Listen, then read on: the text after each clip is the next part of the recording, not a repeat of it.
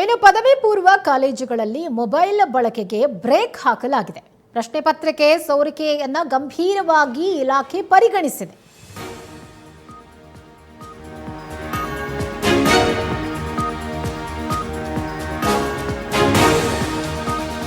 ಪದವಿ ಪೂರ್ವ ಕಾಲೇಜುಗಳಲ್ಲಿ ಮೊಬೈಲ್ ಬಳಕೆಗೆ ಬ್ರೇಕ್ ಹಾಕಲಾಗಿದೆ. ಪ್ರಶ್ನೆ ಪತ್ರಿಕೆ ಸೋರಿಕೆಯನ್ನ ಗಂಭೀರವಾಗಿ ಶಿಕ್ಷಣ ಇಲಾಖೆ ಪರಿಗಣಿಸಿದೆ. ಮಹತ್ವದ ನಿರ್ಧಾರಕ್ಕೆ ಇದೀಗ ಶಿಕ್ಷಣ ಇಲಾಖೆ ಮುಂದಾಗಿರುವುದು. ಕಾಲೇಜ್ ಕ್ಯಾಂಪಸ್ನಲ್ಲಿ ಮೊಬೈಲ್ ಬಳಕೆ ಮಾಡುವ ಹಾಗಿಲ್ಲ, ಬ್ರೇಕ್ ಹಾಕುವಂತ ಸಾಧ್ಯತೆಗಳಿದೆ. ಶಿಕ್ಷಕರು ಉಪನ್ಯಾಸಕರು ಮೊಬೈಲ್ ಬಳಸದಂತೆ ಸೂಚನೆ ಕೊಟ್ಟಿದ್ದಾರೆ. ಪರೀಕ್ಷೆಯ ಸಮಯದಲ್ಲಿ ಮೊಬೈಲ್ ಬಳಕೆಗೆ ನಿರ್ಬಂಧ ಹೇರುವಂತ ಬಹಳ ದೊಡ್ಡ ಮಟ್ಟದ ನಿರ್ಧಾರಕ್ಕೆ ಶಿಕ್ಷಣ ಇಲಾಖೆ ಮುಂದಾಗ್ತಾ ಇದೆ. ಸ್ಮಾರ್ಟ್ ಫೋನ್ ಬಳಕೆಗೆ ಕಡಿವಾಣ ಹಾಕೋದಕ್ಕೆ ಚಿಂತನೆ ನಡೆದಿದೆ. ಮೊಬೈಲ್ಗಳ ಮೂಲಕವೇ ಪ್ರಶ್ನೆ ಪತ್ರಿಕೆ ಸೋರಿಕೆಯಾಗೋದು.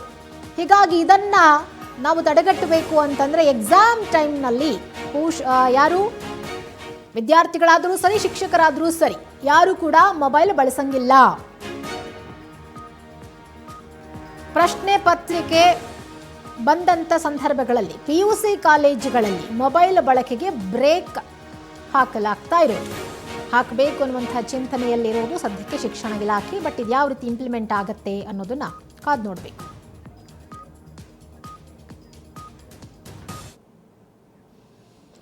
ಇನ್ನು ಲಕ್ಕುಂಡಿಯಲ್ಲಿ ಉತ್ಖನನಕ್ಕೆ ಕಾರ್ಮಿಕರು ಅಪಸ್ವರ ಎತ್ತಿದ್ದಾರೆ. ವೇತನ ವಿಚಾರದಲ್ಲಿ ಅಪಸ್ವರ ಎತ್ತಿರುವುದು ಕಾರ್ಮಿಕರು.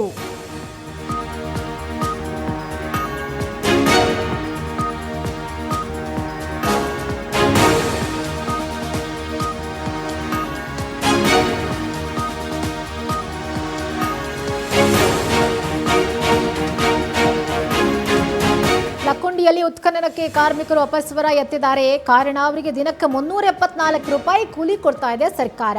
ಆದರೆ 600 ರೂಪಾಯಿ ಕೂಲಿ ಕೊಡಿ ಅಂತ ಹೇಳಿ ಕಾರ್ಮಿಕರ ಪಟ್ಟು ಹಿಡಿದಿದ್ದಾರೆ. 340 ರೂಪಾಯಿ ಏನು ಬರುತ್ತೆ ಒಂದು ದಿವಸ ಕೂಲಿ?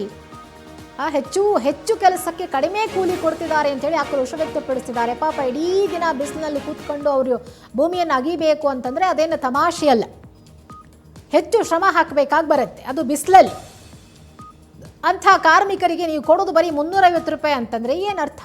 ಅದಕ್ಕೆ ಕಾರ್ಮಿಕರು ಅದನ್ನು ಒಪ್ಕೊಳ್ತಾ ಇಲ್ಲ. ನಮಗಿನ್ನೂ ಹೆಚ್ಚು ಹಣ ಬೇಕು, ಇವತ್ತು ನಾವು ತಡವಾಗಿ ಉತ್ಖನನವನ್ನು ಆರಂಭಿಸಿದ್ದೀವಿ ಅಂತ ಹೇಳಿ ಕೂಡ ಹೇಳಿದ್ದಾರೆ. ಅಲ್ಲಿ ತಡವಾಗಿ ಕೆಲಸ ಇವತ್ತು ಆರಂಭ ಆಗಿದೆ. ಕಾರಣ ಅವ್ರು ಯಾರಿಗೂ ಅಲ್ಲಿ ಕೆಲಸ ಮಾಡಲಿಕ್ಕೆ ಇಷ್ಟ ಇಲ್ಲ. ಯಾಕಂದರೆ ಸರ್ಕಾರ ಅವರು ಕಡಿಮೆ ಕೂಲಿ ಕೊಡ್ತಾ ಇದೆ, ಕಡಿಮೆ ಕೂಲಿ ಕೊಡ್ತಿದ್ದಾರೆ ಅಂತ ಹೇಳಿ ಕಾರ್ಮಿಕರು ಆಕ್ರೋಶ ವ್ಯಕ್ತಪಡಿಸಿದ್ದಾರೆ. ಹೀಗಾಗಿ ಇವತ್ತು ಉತ್ಖನನ ಕಾರ್ಯವನ್ನು ಕಾರ್ಮಿಕರು ತಡವಾಗಿ ಆರಂಭಿಸಿದ್ದಾರೆ. ನೋಡಿ, ಕೋಟಿ ಸಿಗತ್ತೆ ಅಂತಂದಾಗ ಅಟ್ಲೀಸ್ಟ್ ಆ ಪ್ರಯತ್ನಕ್ಕೂ ಒಂದು ಒಳ್ಳೆ ಫಲ ಬೇಡವ ಕಾರ್ಮಿಕರಿಗೆ? ಇವತ್ತೂ ಕೂಡ ಒಂದಷ್ಟು ಪುರಾತನ ಕಾಲದ ವಸ್ತುಗಳು ಸಿಕ್ಕಿದೆ. ಶಿವಲಿಂಗ ಸಿಕ್ಕಿದೆ.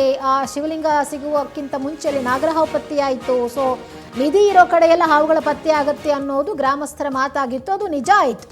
ಈ ಹಿಂದೆ ಎಲ್ಲ ಬಹಳಷ್ಟು ಚಿನ್ನ ಮತ್ತು ಹವಳಗಳು, ಮುತ್ತು ರತ್ನ ಎಲ್ಲವೂ ಸಿಕ್ಕಿದೆ. ಅದೆಲ್ಲವನ್ನು ನಾವು ಪುರಾತತ್ವ ಇಲಾಖೆ ಕೊಟ್ಟಿದ್ದೀವಿ ಅನ್ನುವಂಥ ಮಾತನ್ನು ಕೂಡ ಅಲ್ಲಿನ ಗ್ರಾಮಸ್ಥರು ಹೇಳಿದ್ದಾರೆ. ಸೊ ಹಾಗಿದ ಮೇಲೆ ಅಲ್ಲಿ ಆ ಉತ್ಖನನ ಕಾರ್ಯದಲ್ಲಿ ಪಾಲ್ಗೊಳ್ಳುವಂಥ ಬಹಳ ಶ್ರದ್ಧೆಯಿಂದ ಬಿಸಿಲು ಮಳೆ ಅನ್ನೋದನ್ನು ನೋಡದೆ ಕೆಲಸ ಮಾಡುವಂಥ ಕಾರ್ಮಿಕರಿಗೆ ನೀವು ಒಂದು ಒಳ್ಳೆ ಸಂಬಳ ಕೊಡೋಕ್ಕಾಗಲಿಲ್ಲ, ಒಂದು ಕೂಲಿ ಕೊಡೋಕ್ಕಾಗಲಿಲ್ಲ ಅಂತಂದರೆ ನಾಚಿಕೆ ಆಗಬೇಕಲ್ವಾ ಸರ್ಕಾರಕ್ಕೆ?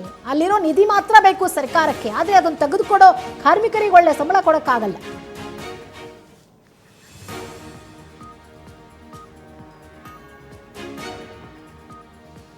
ಏನೋ ಮಳವಳ್ಳಿ ಕುವರ ಗಿಲ್ಲಿಗೆ ಬಿಗ್ ಬಾಸ್ ಕಿರೀಟ ಸಿಕ್ಕಿರೋದು. ಬಿಗ್ ಬಾಸ್ ವಿನ್ನರ್ ಗಿಲ್ಲಿ ಸ್ವಾಗತಕ್ಕೆ ಭರ್ಜರಿ ಸಿದ್ಧತೆ ನಡೆದಿದೆ ಮಳವಳ್ಳಿಯಲ್ಲಿ. ಗಿಲ್ಲಿ ನಟನ ಕ್ರೇಜ್ ನೋಡಿ ಗ್ರಾಮಸ್ಥರಂತೂ ಫುಲ್ ಖುಷಿಯಾಗ್ಬಿಟ್ಟಿದ್ದಾರೆ.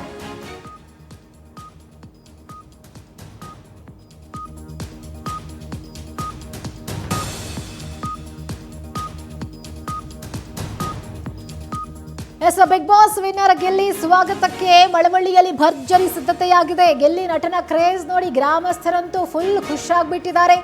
ಗಿಲ್ಲಿ ನಟನ ಹುಟ್ಟೂರಲ್ಲಿ ವಿಜಯ ಸಂಭ್ರಮಾಚರಣೆಯನ್ನ ಮಾಡಲಿಕ್ಕೆ ತಯಾರಿ ನಡೆದಿದೆ. ಹುಟ್ಟೂರು ದಡದಪುರದಲ್ಲಿ ಅದ್ದೂರಿ ಕಾರ್ಯಕ್ರಮ ಆಯೋಜನೆಗೊಂಡಿದೆ. ಮಳವಳ್ಳಿ ಪಟ್ಟಣದಿಂದ ದಡದಪುರವರೆಗೂ ಕೂಡ ಮೆರವಣಿಗೆಯಲ್ಲಿ ಗಿಲ್ಲಿ ನಟನನ್ನ ಕರ್ಕೊಂಡು ಹೋಗ್ಲಿಕ್ಕೆ ಎಲ್ಲ ರೀತಿ ವ್ಯವಸ್ಥೆಯಾಗಿದೆ. ಇದು ಮಂಡ್ಯಗೆ ಒಂದು ಹೆಗ್ಗಳಿಕೆ. ಬಿಗ್ ಬಾಸ್ ಕಿರೀಟವನ್ನ ಗೆದ್ದಿರೋದು ಮಂಡ್ಯದ ಮಳವಳ್ಳಿ ಹುಡುಗ ಅಂತೇಳಿ. ಹೀಗಾಗಿ ಇಡೀ ಮಂಡ್ಯದ ಜನ ಸಿಕ್ಕಾಬಟ್ಟೆ ಖುಷಿಯಾಗಿದ್ದಾರೆ. ಕುಮಾರಸ್ವಾಮಿ ಅವರು ಕೂಡ ವಿಶ್ ಮಾಡಿದ್ದಾರೆ. ಜೊತೆಗೆ ಮಂಡ್ಯದ ಎಲ್ಲ ಜನರು ಕೂಡ ಗಿಲ್ಲಿ ನಟನ ಕ್ರೇಜ್ ನೋಡಿ ಸಿಕ್ಕಾಪಟ್ಟೆ ಖುಷಿ ಪಡ್ತಿದ್ದಾರೆ. ಯಾಕಂದ್ರೆ ಗಿಲ್ಲಿ ನಟನಿಗೆ ಬಂದಿರೋದು ಓಟು ಬರೋಬ್ಬರಿ 32 ಕೋಟಿಗೂ ಹೆಚ್ಚು ಓಟ್ಗಳು ಬಂದಿದೆ. ನಮ್ಮ ಕರ್ನಾಟಕದಲ್ಲಿ 7 ಕೋಟಿ ಜನಸಂಖ್ಯೆ ಇರುವುದು, ಆದರೆ 32 ಕೋಟಿಗೂ ಓಟ್ ಬಂದಿದೆ ಅಂತಂದರೆ ಗಿಲ್ಲಿ ಕ್ರೇಜ್ ಎಲ್ಲೆಲ್ಲಿ ಇದೆ ಅನ್ನೋದನ್ನು ಅರ್ಥ ಮಾಡ್ಕೊಳ್ಬೇಕು. ಸೊ ಹಾಗಾಗಿ ಹುಟ್ಟೂರಲ್ಲಿ ಗಿಲ್ಲಿ ಸ್ವಾಗತಕ್ಕೆ ಭರ್ಜರಿ ಸಿದ್ಧತೆ ಮಾಡಿದ್ದಾರೆ. ಮಳವಳ್ಳಿಯಿಂದ ದಡದಪುರವರೆಗೂ ಕೂಡ ಮೆರವಣಿಗೆಯಲ್ಲಿ ಗಿಲ್ಲಿ ನಟನನ್ನ ಕರ್ಕೊಂಡು ಹೋಗ್ಲಿಕ್ಕೆ ಈಗಾಗಲೇ ಸಿದ್ಧತೆಯಾಗಿದೆ. ಗಿಲ್ಲಿ ನಟನನ್ನ ಗೌರವಪೂರ್ವಕವಾಗಿ ಸನ್ಮಾನ ಮಾಡೋದಕ್ಕೆ ಕಾರ್ಯಕ್ರಮ ಆಯೋಜನೆ ಮಾಡಲಾಗಿದೆ.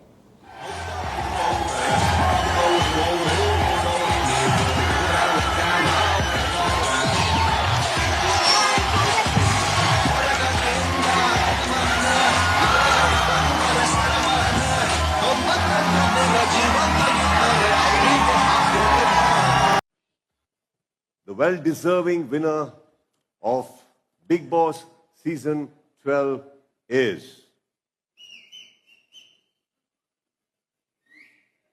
Ready?